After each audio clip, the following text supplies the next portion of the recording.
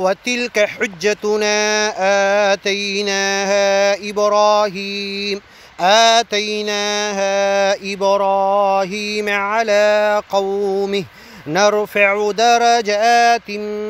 من نشاء إن ربك حكيم عليم. ووهبنا له إسحاق ويعقوب كلا هدينا ونوحا هدينا من قبل ومن ذريته داود وسليمان وأيوب ويوسف وموسى وهارون وكذلك نجزي المحسنين وزكريا ويحيى وعيسى وإلياس كل من الصالحين وإسماعيل واليسع ويونس ولوطا وكلا فضلنا على العالمين ومن آبائهم وذرياتهم وإخوانهم واجتبيناهم وهديناهم إلى صراط مستقيم. ذلك هدى الله يهدي به من يشاء من عباده ولو أشركوا لحبط عنهم ما كانوا يعملون. أولئك الذين آتيناهم الكتاب والحكم والنبوة فإن يكفر بها هؤلاء فقد وكلنا بها قوما ليسوا بها بكافرين. أولئك الذين هدى الله فبهداه مقتده.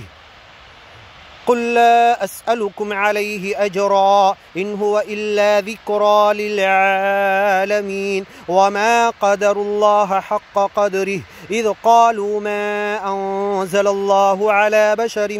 من شيء قل من أنزل الكتاب الذي جاء به موسى نورا وهدى للناس تجعلونه قراطيس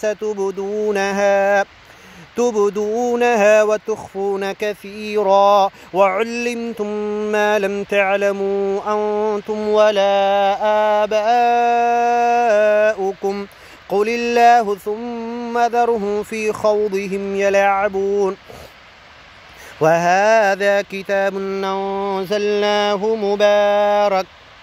مصدق الذي بين يديه ولتنذر أم القرى ومن حولها والذين يؤمنون بالآخرة يؤمنون به وهم على صلاتهم يحافظون. ومن أظلم ممن افترى على الله كذبا أو قال أوحي إلي ولم يوحى إليه شيء ومن قال سأنزل مثل ما أنزل الله. ولو ترى إذ الظالمون في غمرات الموت والملائكة باسطوا أيديهم أخرجوا أنفسكم اليوم تجزون عذاب الهون بما كنتم تقولون على الله غير الحق وكنتم عن آياته تستكبرون. ولقد جئتمونا فرادا كما خلقناكم أول مرة وتركتم ما خولناكم وراء ظهوركم وما نرى معكم شفعاءكم الذين زعمتم أنه فيكم شركاء لقد تقطع بينكم وضل عنكم ما كنتم تزعمون إن الله فالق الحب والنوى يخرج الحي من الميت ومخرج الميت من الحي ذلكم الله فأنى تؤفكون. فالق الإصباح وجعل الليل سكنا والشمس والقمر حسبانا ذلك تقدير العزيز العليم. وهو الذي جعل لكم النجوم لتهتدوا بها في ظلمات البر والبحر قد فصلنا الآيات لقوم يعلمون. وهو الذي ينشأكم من نفس واحدة فمستقر ومستودع قد فصلنا الآيات لقوم يفقهون.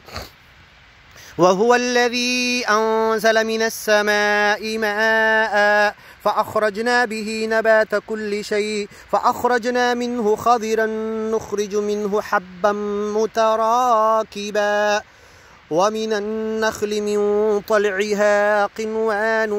دانية وجنات من أعناب والزيتون والرمان مشتبها وغير متشابه انظروا إلى ثمره إذا أثمر وينعه إن في ذلكم لآيات لقوم يؤمنون وجعلوا لله شركاء الجن وخلقهم وخرقوا له بنين وبنات بغير علم سبحانه وتعالى عما يصفون بديع السماوات والأرض أنى يكون له ولد ولم تكن له صاحبة وخلق كل شيء وهو بكل شيء عليم ذلكم الله ربكم لا إله إلا هو خالق كل شيء فاعبدوه وهو على كل شيء وكيل لا تدركه الأبصار وهو يدرك الأبصار وهو اللطيف الخبير